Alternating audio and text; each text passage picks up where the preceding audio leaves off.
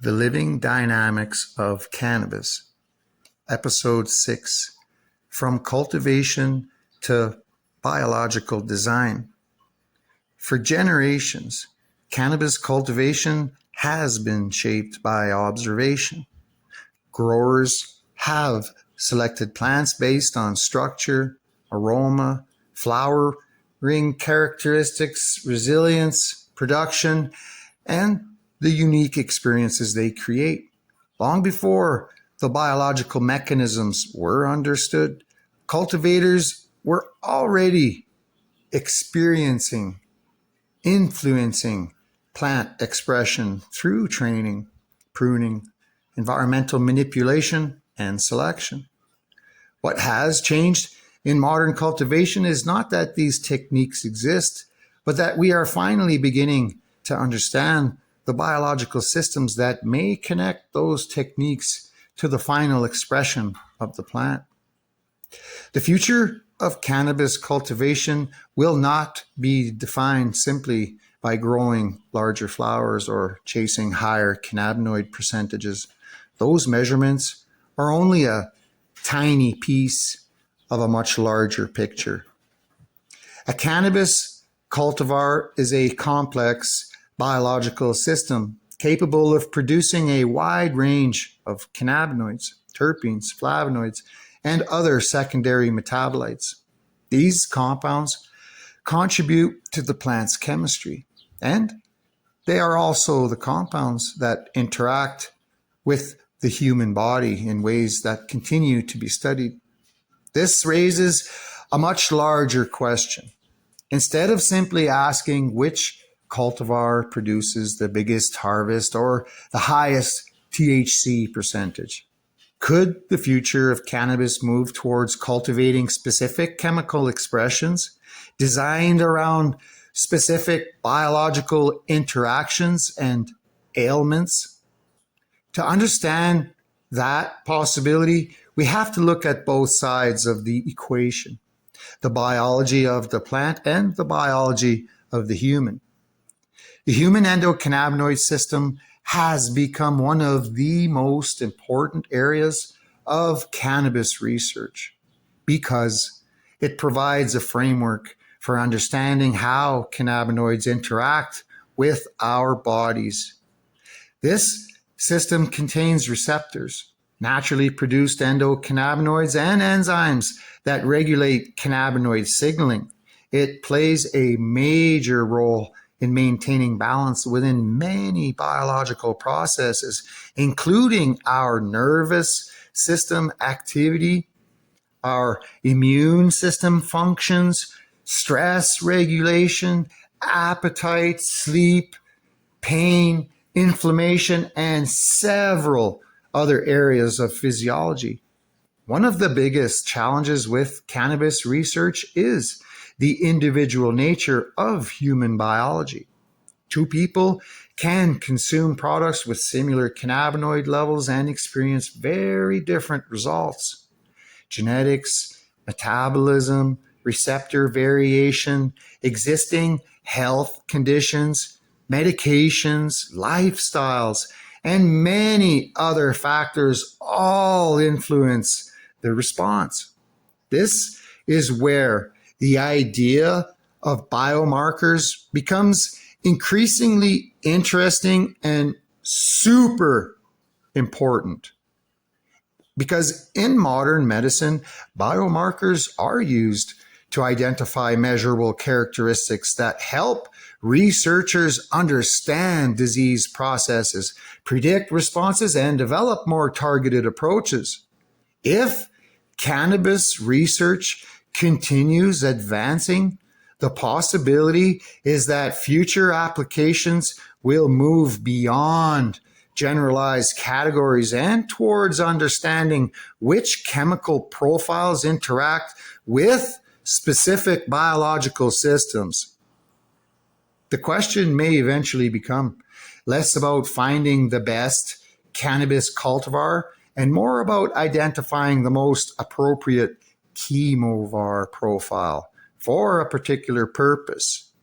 Instead of relying only on names, reputations, or consumer experiences and expectations, cannabis could be evaluated through measurable characteristics, cannabinoid ratios, terpene expression, minor cannabinoids, flavonoids, and hundreds of other chemical markers. This does not mean cannabis will become a simple formula where one compound creates one guaranteed result. Biology is way more complex. The interaction between cannabinoids, terpenes, and other compounds are still being investigated, and many questions remain unanswered. But the possibility of moving towards more precise cultivation and testing creates an entirely different direction for the future. The same principle applies to the way growers manipulate their plants. For decades, cultivators have used techniques that influence plant structure and development. But many of these practices are still being debated because different growers achieve different results. Low stress training, high stress training, topping, fimming, pinching, pruning, super cropping, lollipopping, schwazzing, and all the other ings are all examples of techniques designed to influence how the plant grows.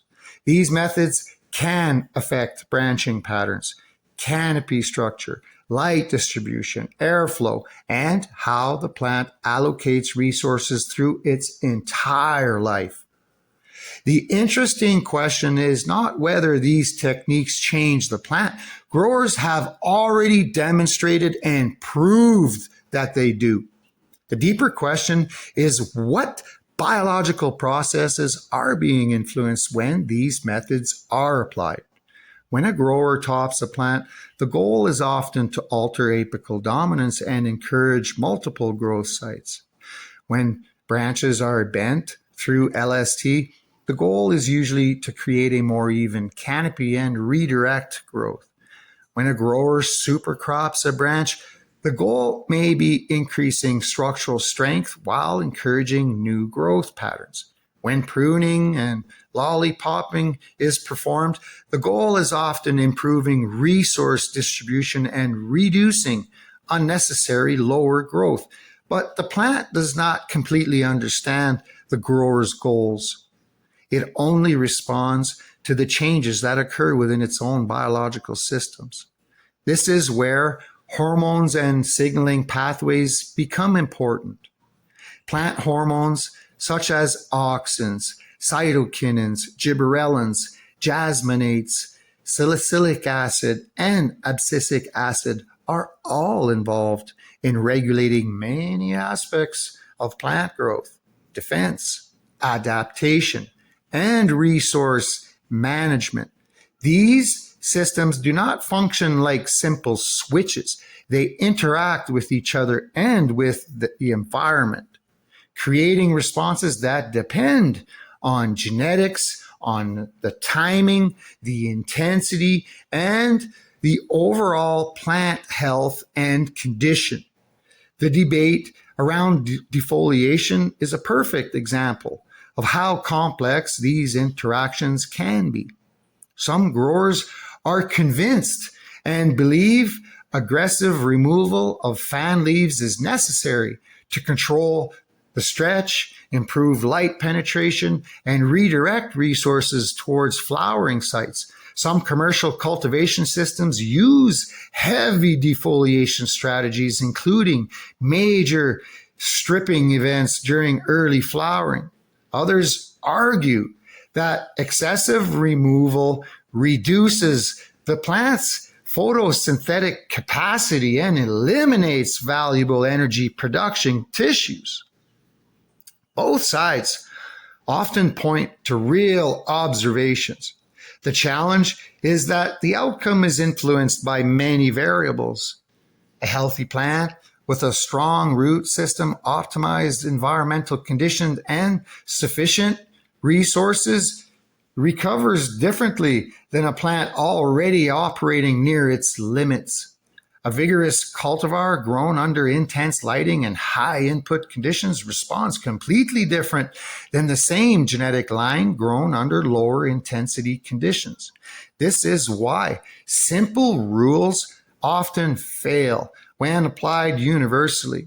The question is not whether defoliation is good or bad. The question is what biological signal is created, when it is created, and whether the plant has the capacity to respond.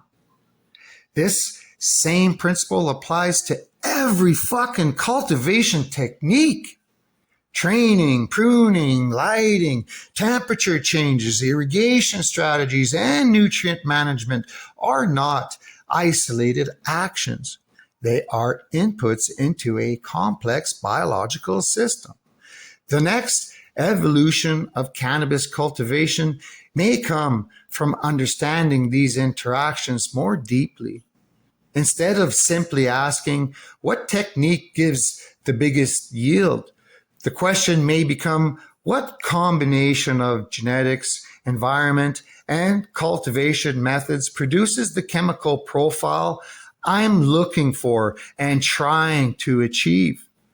The idea of steering cannabis towards specific outcomes represents a major shift in how cultivation can be viewed. For much of modern cannabis production, success has always been measured through visible results: plant size, flower density, harvest weight, and cannabinoid percentages. These measurements are important, but they do not tell the entire story. A plant is not simply a collection of numbers. It is a biochemical system producing a complex mixture of compounds influenced by genetics, environment, cultivation practices, and you. This is where the concept of chemovar becomes important. A chemovar is defined by its chemical profile rather than simply its genetic name or appearance. Two cultivars may share similarities in structure and origin, yet produce different chemical expressions depending on their genetics and the conditions under which they are grown. So, plants with different names may produce overlapping chemical profiles. The chemistry tells a more complete story than the label alone. This becomes especially relevant when discussing cannabinoids and the endocannabinoid system. Cannabis produces more than just the well-known compounds that dominate public conversation and selling and marketing tactics. THC and CBD receive the most attention, but the plant contains a much larger family of cannabinoids, including minor cannabinoids that are still being discovered and actively researched. These compounds interact within a complex chemical environment that includes terpenes, flavonoids, and hundreds of other plant-derived molecules. The future challenge is understanding how these compounds work individually and together. For example, two chemovars may contain similar THC levels, but create noticeably different experiences. One may have a dominant terpene profile associated with certain sensory characteristics, while the other may contain different minor cannabinoids that influence the overall interaction like a fucking sledgehammer. This is one reason why focusing only on the total cannabinoid percentage can provide an incomplete picture of the plant. As testing technology improves, cannabis research is moving towards more detailed chemical analysis. So instead of asking only, how much THC does it have? Researchers can examine a much broader chemical fingerprint. This creates the possibility of connecting specific chemical patterns with biological responses. This is where biomarkers could become a major part of future cannabis research. A biomarker does not predict everything about a person, but it can provide measurable information about biological processes. In medicine, biomarkers are already used to help understand individual differences and treatment responses. So if cannabis research can establish stronger connections between chemical profiles and biological outcomes, then cultivation could eventually become much more targeted. Instead of producing cannabis based primarily on tradition, marketing, or reputation, future cultivation could focus on creating specific chemical profiles that are studied for specific interactions. This could open the door to discussions around many areas of research, including pain management, inflammation, neurological conditions, sleep regulation, stress responses, appetite, ailments, and harm reduction strategies. This does not mean cannabis is a replacement for medical treatment or that every claim about cannabis is proven, but science is still controlled and it is still developing. So the possibility of designing and studying specific chemical profile represents a significant opportunity. The same concept applies to addiction and harm reduction research. One of the challenges with substance use is that people often respond differently to different theories and compounds. If researchers can better understand how specific cannabinoid profiles interact with human biology, future studies may explore whether certain cannabis preparations could play a role in reducing harm in specific situations. The key word is understanding, not guessing, not relying only on personal stories, made up bullshit, not assuming that one cultivar works the same way for every fucking buddy. This is where cultivation and laboratory science begin merging and moving closer together. The grower influences the plant through genetics, environment, and techniques. The plant produces a chemical profile. Researchers can study that profile. Human biology responds to that profile. Each stage provides information that can improve the next. This creates a feedback loop that could completely change the future of cannabis. Instead of growing a plant, testing it at the end, and simply accepting the results, future cultivation may become a process of intentional design. Genetics can be selected based on chemical potential. Environmental conditions can be adjusted based on desired expression. Cultivation techniques can be evaluated not only by yield, but by how they influence the final chemical fingerprint. This brings the discussion back to stress and environmental steering. Stress itself is not the goal. The goal is understanding how different inputs influence different pathways. Mechanical stress from training techniques may influence structural responses and defense pathways. Light intensity and spectrum may influence energy management and protective responses. Temperature changes may influence metabolic activity. Water availability may influence adaptation pathways. Nutrient availability influences growth priorities and enzyme activity. These factors do not work independently. A plant experiencing intense light, high temperature, limited water, and nutritional imbalance is not receiving one signal. It is experiencing a combination of conditions that creates a unique response.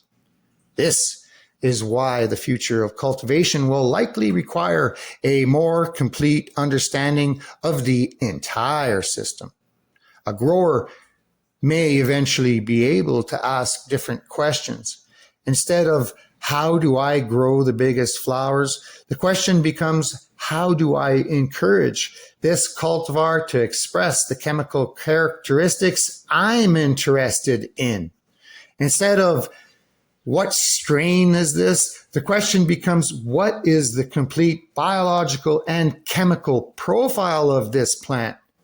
Instead of What technique gives the highest yield? The question becomes, what combination of techniques creates the desired outcome? This is the transition from traditional cultivation into precision cultivation. The plant already contains enormous diversity. The challenge is learning how to measure it, understand it, and work with it. Cannabis cultivation has always been a combination of science and experience. Generations of growers developed techniques through observation long before the mechanisms were understood. Modern research does not replace that knowledge. It provides new tools to investigate why certain practices appear to work and where those limitations are. The future may not be about controlling every aspect of the plant. Biology is far too complex for that.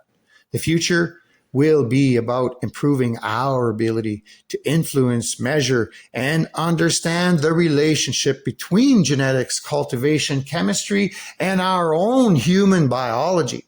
The cannabis plant is not simply a crop producing flowers. It is a biological library containing millions of possible chemical expressions. The next evolution of cultivation may come from learning how to read that library and eventually learning how to cultivate the pages we are looking for.